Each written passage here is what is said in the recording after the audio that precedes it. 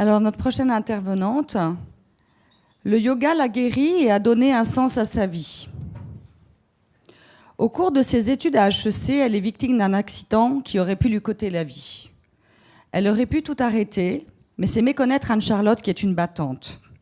Elle découvre le yoga, qui va la guérir et continue sa route. Elle intègre un cabinet de conseil pour un job de consultant en or, mais l'appel du yoga la rattrape. Et en 2015, elle crée Yogist, sa start-up de yoga corporate. Depuis, elle diffuse les bienfaits du yoga dans l'entreprise grâce à une méthode validée et reconnue qui se pratique assis ou debout, au bureau, sans besoin de se changer. Ce soir, elle nous partage sa vision de la place à redonner à l'humain dans un monde dominé par les nouvelles technologies. Mesdames, Messieurs, Anne-Charlotte Vuccino, fondatrice de Yogist. Merci. Tu cherches un job de directrice commerciale parce que non, merci. Non, merci beaucoup. Tout à l'heure, on a entendu plein d'histoires de parcours et de fluctuations et de sorties d'autoroute, mais je vais vous raconter les miennes. Moi, je pensais que ma vie, à la fois personnelle et professionnelle, était toute tracée. Moi, j'avais fait des études de philosophie et j'étais censée devenir professeure de philo. Et puis finalement, au moment d'intégrer Normal Sup, je me suis dit que j'avais très envie de faire un truc concret. Et donc, je suis partie à HEC vendre mon âme au monde du commerce. Bon. Première petite sortie d'autoroute. Et puis, arrivée à HEC, je me suis dit, bon, tout ça, il y a quand même beaucoup de microéconomie, de statistiques dans ces machins, beaucoup de bullshit, hein, comme on en a dit tout à l'heure. Donc, je vais consacrer tout mon temps libre à faire de l'associatif. Et j'ai trouvé une ONG qui s'appelait Action pour le Bénin, et dont je suis devenue présidente parce que absolument personne ne voulait s'en occuper, parce qu'il y avait vraiment beaucoup de choses à organiser pour partir au fin fond de la brousse pendant 4 mois, pendant le premier été d'HEC, et les gens avaient le choix entre ça et la croisière Caraïbes. Bon. Et donc, je me retrouve au fond de la brousse au Bénin et manque de bol, moi qui voulais faire un truc terrain, concret, et pourquoi pas sauver 2-3 gamins malnutris dans le coin, eh ben, je me fais renverser par un gendarme à moto qui me dégomme et qui me laisse sur le coin de la route, quasi morte. Et donc, après 3-4 jours passés dans un dispensaire de brousse, on finit par me rapatrier à Paris. Et là, je me dis, c'est bon, je suis sauvée. Et là, manque de bol, paf, 4 infections nosocomiales. En gros, je chope une gangrène à l'hôpital. Très bien. Donc, on m'explique que de toute façon, je suis foutue et que je ne vais jamais pouvoir garder ma jambe. J'ai 20 ans, ambiance. Finalement, ce qui se passe est assez bizarre. Moi qui avais étudié, quand je faisais de la philosophie, la place du corps et les relations entre le corps et l'esprit, à partir du moment où on m'explique qu'on va me couper la jambe, bizarrement, mon état commence à s'améliorer. Tiens, le système immunitaire commence à marcher et je passe à ça de l'amputation. Et du coup, je sors de l'hôpital un peu amochée, mais quand même sur mes 2 pattes. Et moi, évidemment, je voulais continuer à faire des boulots de terrain. Donc, une fois sortie d'HEC, je postule dans toutes les ONG, à l'ONU, dans les ONG d'aide internationale. Et évidemment, personne ne veut de moi, ou alors on me propose des boulots de comptable. Bon. Donc, je deviens consultante. Hein. Comme on l'a dit tout à l'heure avec Alexis, c'est un trajet que beaucoup prennent. Je deviens consultante dans un super cabinet et je rencontre plein de super patrons. Et dans ce cabinet, ma voisine de droite a pitié de moi et me dit, dis donc Anne-Charlotte, t'as 23 ans, tu boites comme une malheureuse, tu fais 0 sport, tu commences, excuse-moi, à t'étoffer un peu. Viens à la maison, je vais te faire découvrir le yoga. Peut-être que ça peut te faire du bien, en tout cas, ça peut pas te faire de mal. Et moi, je la regarde comme si elle avait fumé la moquette en lui disant, attends, est-ce que tu crois que j'ai une tête à faire du yoga, s'il te plaît? Moi, j'ai fait HEC, d'accord, alors tes trucs de hippie, j'en veux pas. Et alors, elle lâche pas l'affaire, elle m'amène chez elle, et là, je découvre en fait un truc qui va me faire un déclic total, puisque je découvre une discipline thérapeutique qui, petit à petit, à coup de sang, de sueur et de larmes quand même, parce que quand on touche pas du tout ses pieds, vous dire que bientôt vous allez faire le grand écart, a priori, ça vous paraît pas complètement accessible. Petit à petit, en fait, je reprends le contrôle de mon corps avec cette discipline-là, qui, contrairement à toutes les réhabilitations, à toutes les rééducations classiques qu'on vous fait en France, où en gros on vous étale sur sur une table, on vous met une machine qui vous plie une jambe et on vous donne des grands coups de morphine pour que vous restiez tranquille. Je découvre en fait une discipline active où c'est vous qui vraiment êtes vos propres médecins et c'est vous qui vraiment contrôlez le degré de souffrance que vous voulez vous infliger finalement et ce que vous voulez faire de votre corps. Et je me rends compte que, loin d'être un truc de hippie, c'est quelque chose qui non seulement me sauve progressivement, me permet d'arrêter de prendre des calmants, mais commence à avoir quand même une influence sur les gens autour de moi.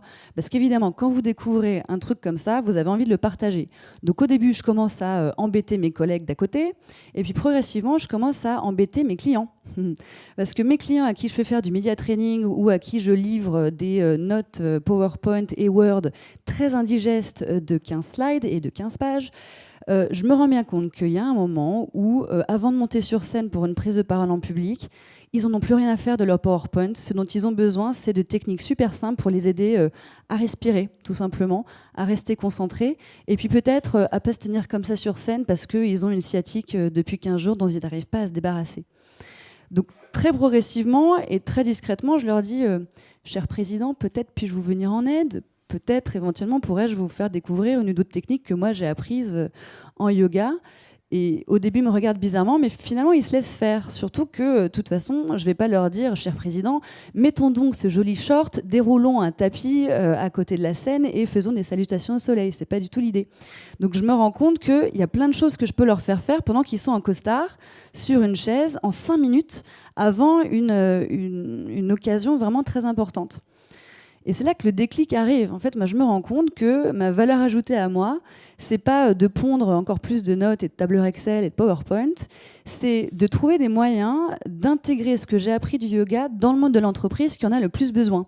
Parce que les patrons qui dorment pas la nuit, qui portent le monde sur leurs épaules et qui se disent que être stressé, c'est une manière pour eux d'être super performants, ou alors les collaborateurs à qui on parle tout le temps de révolution digitale, de digitalisation de l'entreprise, en fait, ce qu'ils comprennent, c'est qu'ils ont juste un écran de plus, puis 2 écrans de plus, puis 3 écrans de plus, et qui bougent plus vraiment de leur chaise, et que même pour parler à leur collègue qui est dans le bureau d'à côté, ils ne se lèvent plus parce qu'ils ont un Slack ou un Messenger. Ces gens-là, ils avaient peut-être besoin de méthodes et de techniques pour reprendre un peu le contrôle de leur corps eux aussi. Parce que je me suis rendu compte pendant toutes ces années de conseil que finalement, ce qu'on nous demandait dans l'entreprise, c'était d'arriver le matin à peu près frais et dispo, et encore, de laisser le corps au vestiaire, de l'oublier toute la journée parce qu'on leur demandait uniquement de faire marcher les méninges, de faire éventuellement une pause déjeuner où là on va juste remplir la machine de choses à peu près aussi indigestes que possible et en général aux trop grandes quantités pour les efforts qu'on leur demande de faire. Et puis après, à la fin de la journée, on récupère le corps et on rentre chez soi et on espère que le corps va marcher à peu près correctement. Et ensuite, on s'étonne d'avoir mal aux yeux, mal au dos, mal partout, mal digérer, mal dormir et pas être bien. Et du coup, je me suis vraiment rendu compte que c'est ces gens-là, c'est-à-dire moi et vous, finalement, qui avions le plus besoin du yoga. Et c'est pour ça qu'il y a 3 ans, moi, j'ai tout plaqué. Je suis partie en Inde. Je me suis inscrite à une formation de yoga thérapeutique à Mysore, dans le Karnataka, avec un gourou super perché, mais qui était vraiment le spécialiste de la manière dont le yoga pouvait vraiment guérir des maladies. Je suis rentrée à Paris et je suis allée parler à des ostéopathes et des psycho-ergonomes de la médecine du travail, à des kinés qui voient passer sur leur table toute la journée. Et je leur ai demandé où les gens avaient mal. Et j'ai regardé en fait quelles étaient les positions de yoga, les exercices les plus adaptés pour toutes les parties du corps qui souffrent du stress et de la sédentarité. Et puis je me suis attachée à les rendre accessibles à des esprits cartésiens. Donc pas de chakra, pas de sanskrit, pas d'acrobatie. Et de les rendre vraiment accessibles au plus grand nombre. Ça veut dire au PDG qui est raide comme un piquet, ou à l'assistante qui a une hanche en plastique, ou à un opérateur sur une ligne de production qui, si on commence à lui parler de choses un peu trop fêlées, va vous regarder très bizarrement. Et donc c'est comme ça que j'ai créé Yogist. Au début, j'étais toute seule dans mon salon, et puis progressivement, on a commencé à animer des séminaires où, par surprise, on faisait yoguer des patrons sur leur chaise en costard qui se demandaient un petit peu ce qui leur arrivait, mais que finalement, ça leur faisait du bien. Et puis progressivement, on a ouvert des filiales à l'étranger parce qu'il y a des gens qui sont venus me voir en me disant « Dis donc, c'est chouette ce que tu fais, j'aimerais bien le faire dans mon pays, mais plutôt que de te copier, j'aimerais bien le faire avec toi. » Bon, d'accord, faisons comme ça.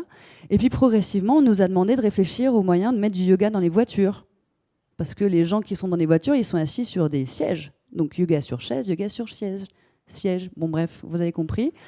On nous a demandé de mettre du yoga dans les centres commerciaux, dans les boutiques de luxe. On nous a demandé de mettre du yoga pour absolument tout le monde, parce que finalement, avec les nouvelles technologies, avec ces nouveaux écrans qui se multiplient, avec ces sollicitations qu'on reçoit toute la journée, on est absolument tous les mêmes devant les tensions, la douleur, le stress. Que vous soyez un grand patron ou quelqu'un qui est dans une usine pharma de Vernouillet, vous avez tous absolument mal aux mêmes endroits.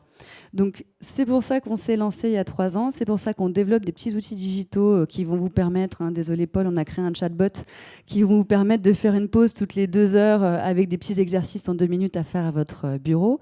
Et on s'est dit avec Valérie que après tous les orateurs inspirants que vous aviez entendus, après aussi qu'on ait pris soin de vos oreilles avec l'orchestre de jazz, ça serait peut-être pas mal de prendre 3 minutes pour vous faire tester un mini-exercice. Et comme il y a beaucoup de lumière ce soir, parce qu'on est devant la Tour Eiffel, il y a la Tour Eiffel qui brille, il y a les lumières de Paris, je me suis dit que ça serait pas mal de bosser un peu vos yeux. Parce que quand on est dans un monde dominé par les nouvelles technologies, on est sur un écran toute la journée et on ne mesure pas encore l'impact que les nouvelles technologies, que les écrans ont sur votre corps. Et le premier écran de votre corps qui est confronté aux écrans, c'est vos yeux. Et si on ne veut pas que vous finissiez votre soirée ou votre semaine comme des lapins myxomateux, avec les yeux tout rouges, qui piquent, qui grattent, qui pleurent, parce que vous avez complètement oublié de cligner des yeux, obnubilés par les orateurs que vous avez vus, eh bien, il faudrait s'y mettre maintenant. Donc, je vais juste vous proposer en 3 minutes de me suivre. Vous n'avez rien à faire, à part vous laisser guider, et éventuellement vous redresser un tout petit peu sur votre siège, de respirer, parce que ça aussi, vous oubliez de le faire. Respirer, c'est dommage, ça vous garde en vie. Ça serait dommage de s'en priver. Et vous allez simplement respirer par le nez. Et à l'inspiration, vous allez lever les yeux au ciel. Regardez vers le plafond, mais sans bouger la tête. Vous inspirez, vous levez les yeux vers le haut. Et à l'expiration, vous allez descendre les yeux vers le bas. Regardez sous votre siège, mais sans bouger la tête. J'en vois qui trichent. Inspirez à nouveau vers le haut. Expirez vers le bas. Là, vous devez sentir que ça commence à tirer un petit peu derrière les yeux. Inspirez une dernière fois en haut. Expirez vers le bas. Inspirez, cette fois-ci, vous regardez le plus loin possible au-dessus de votre épaule gauche. Pas votre voisin de gauche, sinon vous allez rigoler, mais le plus loin possible à gauche, sans bouger la tête. Expirez, tournez les yeux vers la droite. Sentez que ça tire un petit peu différemment. Inspirez à gauche. Expirez à droite. Une dernière fois. Inspirez à gauche. Expirez à droite. Ramenez le regard au centre en inspirant. Là, on a renforcé un petit peu les muscles de vos yeux. Vous en avez 6 dans chaque œil. Et maintenant, on va les étirer. Donc, vous allez fermer les yeux et vous allez tracer de très grands cercles avec vos globes oculaires derrière vos paupières fermées. Ça a l'air technique comme ça, mais ça veut juste dire que vous allez rouler les yeux vers la droite en continuant à respirer, mais avec les yeux fermés. Donc là, je dois vraiment voir vos yeux rouler derrière vos paupières.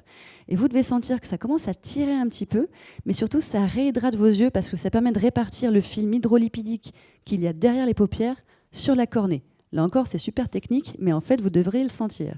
Et puis, vous changez de sens vers la gauche. Peut-être que c'est un petit peu désagréable. Vous devez sentir que ça tire. En yoga, on dit que les exercices les plus désagréables sont ceux dont vous avez le plus besoin. Donc, respirez encore quelques secondes.